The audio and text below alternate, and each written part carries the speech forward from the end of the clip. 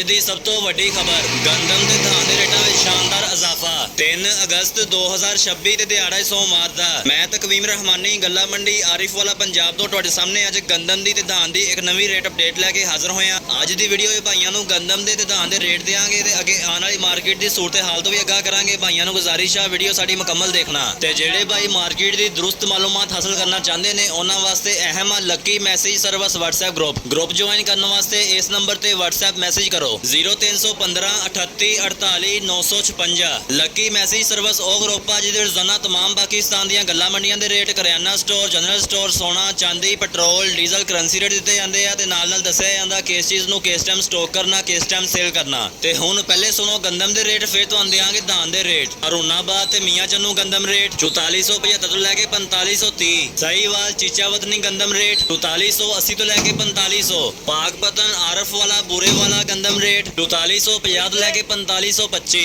ਹਾਸਲਪੁਰ ਟੋਬਾ taxing ਗੰਦਮ rate 4450 ਤੋਂ ਲੈ ਕੇ 4510। Bowel ਨਗਰ ਰਹੀਮ ਯਾਰ ਖਾਂ ਗੰਦਮ ਰੇਟ 4480 ਤੋਂ ਲੈ ਕੇ 4650 ਤੇ ਸਾਦਕਾਬਾਦ ਗੰਦਮ ਰੇਟ 4610 ਤੋਂ ਲੈ ਕੇ 4640। ਦੋਸਤੋ ਇਹ ਸੀ ਅੱਜ ਦੇ ਤਾਜ਼ਾ ਗੰਦਮ ਰੇਟ। ਹੁਣ ਸੁਣੋ ਗੱਲਾ ਮੰਡੀ ਆਰਿਫਵਾਲਾ ਦੇ ਧਾਨ ਰੇਟ। ਧਾਨ ਏਰੀ 6 ਰੇਟ 1750 ਤੋਂ ਲੈ ਕੇ 2230। ਧਾਨ ਸੁਪਰ ਫਾਈਨ 109 ਰੇਟ 2580 ਤੋਂ ਲੈ ਕੇ 3130। ਧਾਨ 1509 1692 1847 ਰੇਟ 4270 ਤੋਂ ਲੈ ਕੇ 4530। ਤੇ ਦੋਸਤੋ ਇਹ ਸੀ ਅੱਜ ਦੇ ਤਾਜ਼ਾ ਗੰਦਮ ਦੇ ਧਾਨ ਦੇ ਰੇਟ। ਬਾਕੀ ਦੀ तमाम ਰੇਟ ਅਪਡੇਟ ਔਰ ਤਜਜ਼ੀਆ ਰਿਪੋਰਟ ਹਾਸਲ ਕਰਨ ਵਾਸਤੇ WhatsApp ਗਰੁੱਪ ਚ ਆ ਜਾਓ।